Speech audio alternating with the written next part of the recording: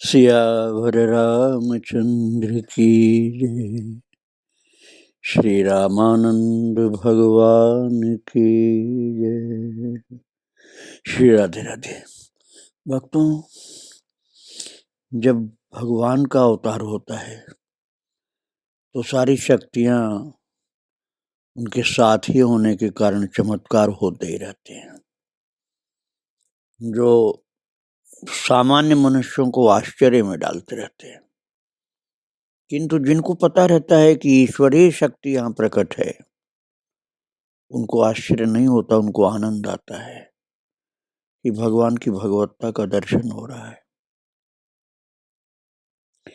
कल आप श्रवण कर रहे थे कि बकरी के मुख जैसा मुख वाली एक कन्या थी, उसका शरीर ठीक कर दिया महाराज जी ने अपनी कृपा से। मुखाकृत उसकी सुंदरी स्त्री की हो गई, उसकी शादी भी हुई। एक बात और है भक्तों, बहुत से लोग विद्वत्ता के अहंकार में या ऊंची जाति के अहंकार में साधु संतों को अपने से बहुत छोटा समझते हैं, और ये सत्संग सही न मिलने के कारण होता है। और ऐसे लोग सत्संग का महत्व भी नहीं मानते, क्योंकि वो सोचते हैं कि हम तो बहुत बड़े विद्वान पंडित हैं, हम सत्संग क्यों करेंगे। तो संतों का संग नहीं करते, संतों की बात नहीं सुनते, अपने कोई सर्वोपरि मानते रहते हैं।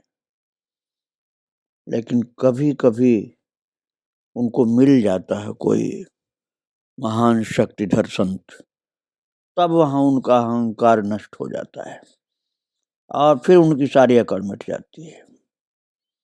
कुछ ऐसा ही चरित्र मैं आपको सुनाने जा रहा हूं। काशी में एक बहुत बड़ा यज्ञ का आयोजन था। बड़े समारोह से विशाल यज्ञशाला बनाई गई। उस यज्ञ को कराने के लिए दक्षिण से चंद्रचूड़ मुनि बुलाए गए थे। वे कर्मकांड में बड़े प्रवीण थे और देश में उनका, संपूर्ण देश में क्या बाहर भी, उनका श्रेष्ठ याज्ञिक नाम प्रसिद्ध था। उन्होंने यज्ञ बड़े गर्व से कराया। किसी जमींदार ने सकाम भावना से वो यज्ञ कराया था। श्री चंद्रचूड़ मुनि बहुत बड़े विद्वान माने जाते थे और थे भी विद्वान, लेकिन भक्तों विद्वत्ता का और अपने उच्च कुल का अहंकार था।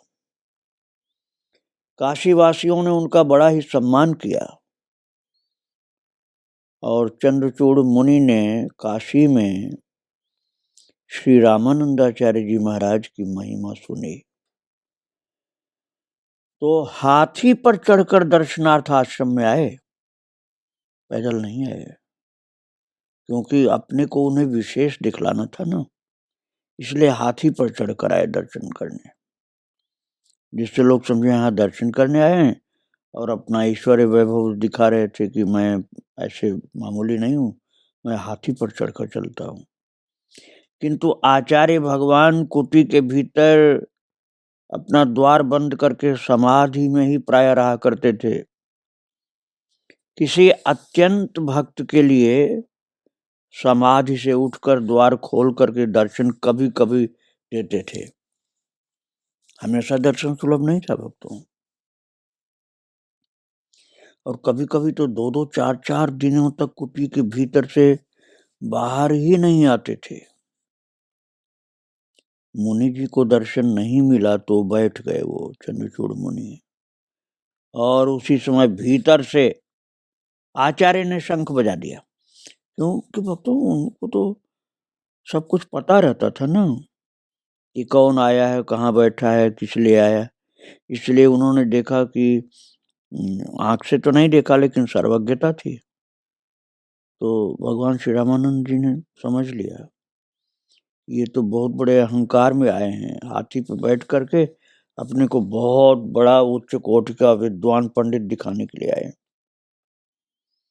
तो महाराज जी ने अंदर से ही शंख बजा दिया बिना पर्दा खोले, और श्री राम मंत्र से रमी वो शंख ध्वनि सुनते ही वो चंद्रचूड़ मुनि मूर्छित होकर धरती पर गिर गए।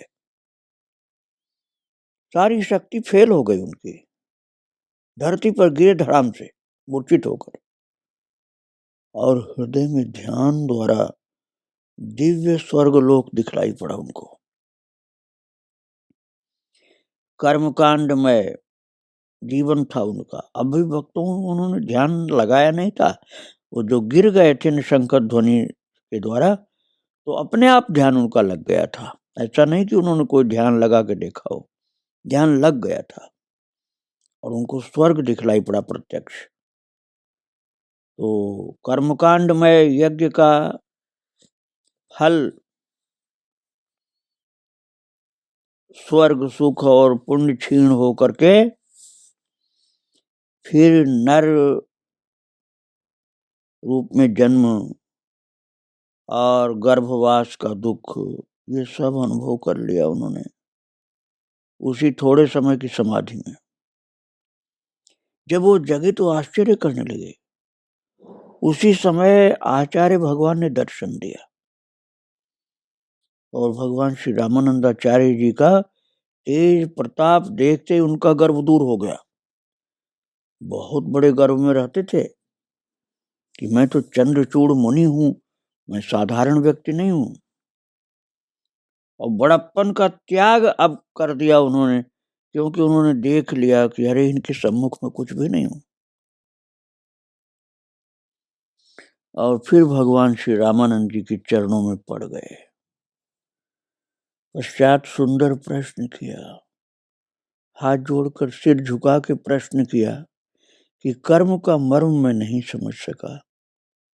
हे प्रभु, कृपा करके कर्म का रहस्य मुझे समझाइए। वेदों का मत विचारते विचारते सदा भ्रम में ही बना रहा। मन को ये भ्रम अंदर की तरह, अंदर में ऐसे नचा रहा जैसे बंदर को नचाता है कोई मदारी। और तब आचार्य भगवान ने कोमल वाणी में कहा, यज्ञ तथा दान आदि कर्म यदि सकाम भाव से किए गए हैं तो स्वार्थ भरे व्यापार के समान हैं। महाराज चंद्रचूड़ मुनि तो सकाम ही यज्ञ कराते थे। अब महाराज जी ने कह दिया ये तो स्वार्थ भरे व्यापार है, ये कोई यज्ञ नहीं है। कर्मों की गति बड़ी गहन है। महाराज जी श्री रामानंद भगवान बोले, कर्मों की गति बड़ी गहन है। ऐसी सकामता से कर्म का भ्रम नहीं मिटेगा। पाप पुण्य रूपी दो बीज बोते रहने से, दुख सुख रूपी दो बीज बोते रहने से दुख सुख रूपी फल भोगते हुए कभी रोना कभी हंसना पड़ेगा ही। कर्म का ये कराल चक्र सदा घूमता ही रहता है। ये माया जाल कर्म और काल ऐसा ही है। जैसे कोई 100 यज्ञ करके इंद्र बन जाए, पर वहां भी अतृप्ति बनी रहती है। इंद्र बन जाने पर भी वहां भी तृप्त नहीं होता, अतृप्त रहती है। वहां भी विषयों का अधिक सुख है, फिर भी क्षणिक है। धरती से अधिक सुख है विषयों का, लेकिन क्षणिक ही है। यदि ऐसा नहीं होता तो अहिल्या के पास इंद्र क्यों जाते? वो तो स्वर्ग में थे, फिर भी धरती पर अहिल्या के पास उनको जाना पड़ा। कोई महान तप करके ब्रह्मा भी बन जाए, परंतु जगत की रचना करते करते वो भी दुखी रहता है। इस जगत में अनेकों ब्रह्मा और इंद्र काल के द्वारा नष्ट हो चुके हैं। भगवान श्री रामानंद जी बता रहे हैं चंद्रचूड़ मुनि को कि तुम ब्रह्मा और इंद्र को सबसे बड़ा समझते हो ना, तो ब्रह्मा और इंद्र काल के द्वारा न जाने कितने नष्ट हो चुके हैं। जब कर्मों में लगा जीव इस काल की करालता का ज्ञान प्राप्त करता है, तब वो मोक्ष के लिए प्रयत्न करता है, नहीं तो स्वर्ग के सुख के लिए ही प्रयत्नशील रहता है वो। और जब उसको काल की करालता का ज्ञान प्राप्त हो जाता है तब स्वर्ग से आगे बढ़ता है, मोक्ष के लिए प्रयत्न करता है और स्वर्ग का सुख भ्रमजाल मालूम होता है और वो सकाम कर्म तो सुंदर अज्ञान सा ही है ये पता चल जाता है। पहले अमृत पीछे जहर बन जाता है। जो बहुत पढ़ लिख करके अपने को विद्वान समझे वो ज्यादा उलझ गए, वो उलझ गए हैं। जैसे समुद्र को प्राप्त किया परंतु खारा पानी पाकर प्यासे ही रहना पड़ रहा है, चतुराई व्यर्थ हो गई। श्री चंद्रचूड़ मुनि आचार्य के वचन सुनकर बड़े प्रसन्न हुए कि आज मुझे वास्तविक ज्ञान मिल रहा है, भ्रम दूर होकर के पूर्ण तत्व का बोध हो गया। और वे बारंबार प्रार्थना करके उपदेश लेने के लिए चरणों में दंडवत करने लगे। महाराज जी ने उनकी विनम्रता देख करके, उनके अहंकार को दूर होता हुआ देख करके कृपा की। भगवान श्री रामानंद जी ने शंख बजा करके उनको वास्तविक ज्ञान प्रदान कर दिया। तब चंद्रचूड़ मुनि ने महाराज जी की आज्ञा अनुसार दक्षिण देश में श्री राम भक्ति का प्रचार किया और महाराज राम भक्ति के प्रचार से उनको संतुष्टि हुई है। ऐसे भगवान श्री रामानंद जी के पास कुछ न कुछ चमत्कार रोजाना होते रहते थे। एक और बता रहा हूं आपको, त्रिपुरा नामक नगर में एक ब्राह्मण श्री प्रभाकर जी रहते थे। वो लक्ष्मी के उपासक थे। रात दिन अखंड रूप से श्री लक्ष्मी जी का पूजन छोड़कर दूसरा कार्य नहीं करते थे। वे लक्ष्मी जी का साक्षात दर्शन चाहते थे। हृदय में पूर्ण साधुओं की सी वृत्ति आ गई थी। एक बार स्वप्न में उन्हें श्री लक्ष्मी जी ने साक्षात दर्शन दिया और बोली, जो इच्छा हो शीघ्र वरदान मांग लो। तो श्री प्रभाकर जी ने कहा, मुझे तो और कुछ इच्छा है नहीं, अब केवल आपकी लीला का आनंद देखने की इच्छा है। श्री लक्ष्मी जी ने कहा, मैं आपके घर में आकर जन्म लूं तभी आप हमारी लीला का सुख पा सकते हैं, इसलिए मैं आपके यहाँ कन्या बन करके आऊंगी। लक्ष्मी माता ने स्वप्न में बात बोल दिया था। और प्रातः काल जब लक्ष्मी जी की पूजा करने वे पहुंचे हैं तो वहां एक दिव्य कमल पड़ा हुआ देख करके बड़ा आश्चर्य हुआ। अपनी पत्नी को बुला करके कमल दिखाया। बोले, हम लोग तो कमल कहीं से लाए नहीं और इतना सुगंधित, इतना बड़ी आकृति का बड़ा सा कमल कभी देखा भी नहीं। उस पतिव्रता पत्नी ने वो विलक्षण कमल जब उठाया तो छूते ही वो फूला हुआ कमल संकुचित हो गया। उसके दल जो थे वो बंद हो गए। खिला हुआ था, अब वो बंद हो गया, संकुचित हो, संकुचा गया। जैसे चंद्रमा के उदय होने पर कमल संकुचित हो जाता है, अब वो बंद हो गया, पूरा खिला हुआ कमल बंद हो गया, संपुटित हो गया। वह चंद्रमुखी पंडितानी उस समय सचमुच चंद्रमा से संकुचा गई कि मेरे छूने से कमल तो बंद हो गया। साथ ही उस कमल से सोने की सी कांति वाली कन्या उत्पन्न हुई। भक्तों, थोड़े दिन तक इंतजार किया था, तुरंत कन्या नहीं उत्पन्न हुई थी। वो कमल को छिपा करके रखते थे, लक्ष्मी जी का वरदान समझकर पूजा करते थे।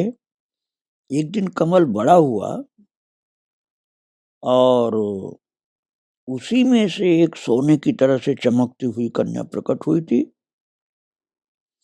और फिर कमल अंतर्धान हो गया था और उन्होंने कन्या को अपनी ही कन्या मान लिया। ऐसा वात्सल्य उत्पन्न हुआ। भगवान ने, लक्ष्मी माता ने ऐसी लीला की कि पंडित पंडितानी दोनों के मन में वात्सल्य भाव प्रकट हो गया और वो बिल्कुल कमल से उत्पन्न कन्या को अपनी ही कन्या मानने लगे और किसी से भी रहस्य को खोलकर बताया नहीं। धन आदि दान करते थे, लोगों के सम्मुख उदारता पूर्वक व्यवहार करते थे। उस कन्या के अंग में एक ऐसी चमक थी कि रात में बिना दीपक के प्रकाश प्रकट होता था। जहां बैठी रहती थी वो दिखलाई पड़ती रहती थी, अगल बगल की वस्तुएं भी दिखती थी। सभी लोग इस पर बड़ा आश्चर्य करने लगे कि ये विचित्र कन्या है, ये तो रात में भी दिखती है और उसके अगल बगल की चीजें भी दिखती हैं और बड़े सुंदर खेल खेल करके माता पिता को सुख देती थी। वो माता पिता ने उसका नाम पद्मा रख दिया। अनेकों विनोद करती, माता पिता के गोद में खेलती हुई महान मोद भरती और बाल लीलाएं दिखा करके कृतार्थ करती रहती थी। जब वो कन्या 5 वर्ष की हुई तो बोली, मुझे लेकर के काशी चलिए। और वहां पर गुरु रूप में साक्षात अविनाशी भगवान प्रकट हुए हैं, मुझे उनका दर्शन करना है। अब आप समझ लीजिए, पहले वरदान जो दिया था वो पंडित पंडितानी को तो याद नहीं था। साक्षात लक्ष्मी जी ही कन्या के रूप में जन्म लेने की बात बता चुकी थी और वही लक्ष्मी माता पद्मजा अर्थात कमल से प्रकट होकर के आई थी। इसलिए उन्होंने कहा कि मुझे काशी ले चलिए, वहां पर गुरु रूप में साक्षात अविनाशी भगवान प्रकट हुए। और उस पद्मा ने, जिसको पद्मा और पद्मजा दोनों नाम था, तो उन्होंने कहा कि आप लोग भी मेरे साथ दीक्षा ले लेना, वहां आप भी मुक्ति प्राप्त कर जीवन सफल करें। मैं भी पृथ्वी पर तप करने आई हूं, संसार के सुख लेने नहीं आई हूं। जैसे चांदनी चंद्रमा को छोड़ करके आवे, वैसे ही मैं अपने लोक को छोड़ करके भक्ति का सुख लेने आई हूं। पंडितानी ये बात सुनकर आश्चर्य करने लगे, पंडित पंडितानी दोनों, और महाराज तुरंत काशी के लिए चल पड़े। जब आश्रम पर आए तो छोटी सी 5 वर्ष की सुंदर सोने की सी कन्या देखकर सब चकित हो गए। कन्या की उत्पत्ति तथा सब बातें माता पिता से हर आदमी को तो सुनने को नहीं मिला, लेकिन भगवान रामानंद जी को तो सब पता ही था। कन्या का दर्शन देख करके लोग कहने लगे कि अद्भुत है लीला भगवान की, कैसी अद्भुत कन्या है ये। और हरि की बूझ अबूझ ऐसे बोलने लगे लोग। जब कन्या ने दर्शनार्थ प्रार्थना की तो गुरुदेव ने उसे लक्ष्मी जी का अवतार जान करके शीघ्र दर्शन दिया। वो कन्या तोतली वाणी से बोली, हे नाथ, हे तपोनिधि, प्रभु मुझे दीक्षा दीजिए। उसकी विनती मानकर आचार्य भगवान ने दीक्षा देकर सब रहस्य उपदेश करके बताया। कन्या ने बड़ी श्रद्धा से ग्रहण किया दीक्षा। जैसे मूर्तिमान भक्ति ने ही भगवान को रिझा करके दिव्य भूषण लिए हों। वो कन्या माता पिता के साथ काशी रहने लगी। मंत्र जप तथा तप में उसका बड़ा अनुराग था। और भक्तों, जब वो पद्मा 8 वर्ष की हुई तो अन्न जल त्याग कर महान तपस्या प्रारंभ की। वो दिन रात राम मंत्र जपती रहती थी। उसके हृदय में दिव्य प्रकाश का दर्शन उसको होता रहता था। जैसे खट्वांग राजा ने थोड़े ही समय में महान तप करके मोक्ष प्राप्त कर लिया था, वैसे ही पद्मा कुमारी ने महाराज मोक्ष की योग्यता प्राप्त कर ली थी। वह अत्यंत दुर्बल हो गई थी तप करके, परंतु तप का तेज अपार बढ़ रहा था। वो गुरुदेव के समीप एक दिन आई। गुरुदेव ने कृपा करके दर्शन दिया। भक्तों, बहुत भाग्यशालिनी थी वो तो, साक्षात लक्ष्मी जी थी ना। तो महान भाग्यशालिनी कन्या चरणों में पड़ गई और आंसुओं की धार, आंसुओं की माला भेंट करने लगी गुरुदेव के चरणों में। तब आचार्य भगवान ने कृपा करके कहा, अब तुम्हारा तप पूर्ण हो गया है, अब अपने धाम में जाओ। हे पद्मे, तुम धन्य हो।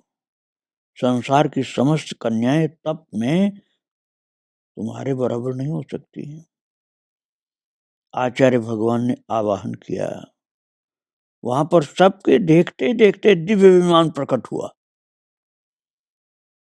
चौंधिया गई आंखें बड़े बड़े ज्ञानियों और भक्तों की भी, और उस पर बैठ करके पद्मा परम धाम को गुरुदेव भगवान की स्तुति करती हुई चली गई। ऐसी ऐसी लीलाएं भगवान श्री रामानंद जी के चरणों में हुआ करती थी। भक्तों, एक विनय मुनि नाम के जटाजूटधारी बड़े प्रसिद्ध संत उन दिनों रहते थे। वो एक दिन आए श्रीमठ पर, अर्थात आश्रम पर आए दर्शन करने के लिए। तो उनको बहुत शांति का अनुभव हुआ। आचार्य भगवान के सहस्रों शिष्य देखे उन्होंने, सब सिद्ध और विद्वान शिष्य लोग थे। तो विनय मुनि आनंद से भर गए कि यहाँ साक्षात ईश्वर अपने महान शिष्यों के सहित विराजमान है। और आश्रम में सत्संग चर्चा जो हो रही थी, उस प्रश्नोत्तर के गंभीर रहस्यों पर वे आश्चर्य करने लगे। जैसे ऋषियों के आश्रम सतयुग में सुने जाते हैं, वैसा कलयुग में प्रत्यक्ष देख करके वे गदगद हो गए। उन्होंने भगवान श्री जगत गुरु महाराज रामानंद जी के दर्शनार्थ बहुत प्रार्थना की। तब कृपा कर प्रभु ने दर्शन दिया, और दर्शन करके श्री विनय मुनि प्रेम से स्तुति करने लगे। फिर प्रश्न किया कि मेरे मन में एक बड़ा संदेह है। ये नाथ, मुझे ब्रह्म के जानने की इच्छा है। मैं बहुत देशों में भटक करके आया हूँ। जहां जहां भी प्रश्न किया, किसी ने मुझे संतोषप्रद उत्तर नहीं दिया। मेरे हृदय में कृपा करके आप ब्रह्म की स्थापना कर दीजिए, मेरा भ्रम दूर हो जाए, ऐसी कृपा करिए। परंतु मैं ग्रंथों के प्रमाण नहीं चाहता और युक्तियों के प्रमाण भी नहीं चाहता। ये सब मुझे सही नहीं समझ में आता है। मैं सिंधु देश का रहने वाला हूँ। मैं इसी रहस्य को जानने के लिए आपका नाम सुनकर काशी आया हूँ। ये सुन करके आचार्य भगवान ने कहा, हे मुनि जी, विनय मुनि, आप सुंदर रहस्य प्राप्त कर लेंगे, उसको मैं आपको बताता हूँ। सावधानी से सुनिए। लेकिन सर्वप्रथम आप रहस्य श्रवण करने के पहले विश्वनाथ भगवान के दर्शन के लिए जाइए, और विश्वनाथ मंदिर में जाकर के शिव जी का दर्शन करके आइए। उसके बाद आपका संदेह दूर किया जाएगा, उत्तर दिया जाएगा। विनय मुनि ने कहा कि महाराज, आप कैसी यह कह दे रहे हैं? मैंने आज तक किसी देवी देवता की पूजा ही नहीं की, क्योंकि मैं तो निर्गुण निराकार ईश्वर को मानता हूं। देवी देवता के मंदिर में मैं तो जाता भी नहीं। ऐसी पूजा से तो जीव को भ्रम हो सकता है। ब्रह्म के भ्रम, संदेह, ये ठीक नहीं मुझे समझ में आता है। यहाँ तो द्वैत हो जाएगा। अब विनय मुनि ये जब बोल रहे थे, भगवान ने इशारे से कहा कि आप जाओ तो शिव जी का पूजन करो, विश्वनाथ भगवान का। तब गुरुदेव भगवान श्री रामानंद जी की आज्ञा मान करके वो भगवान विश्वनाथ का दर्शन करने के लिए विश्वनाथ मंदिर गए, जहाँ भोले बाबा 12 ज्योतिर्लिंगों में से एक काशी के विश्वनाथ भगवान विराजमान थे। वहां पर विनय मुनि गए पूजन करने श्री रामानंद भगवान की आज्ञा मानकर। वैसे वो इतने ज्ञानी अपने को समझते थे कि वो किसी देवी देवता के मंदिर में जाते ही नहीं थे। अब किस प्रकार से कृपा करेंगे महाराज जी, वो आप कल श्रवण करेंगे। ऐसे भी ज्ञानी होते हैं जो निर्गुण निराकार ही केवल मानते हैं।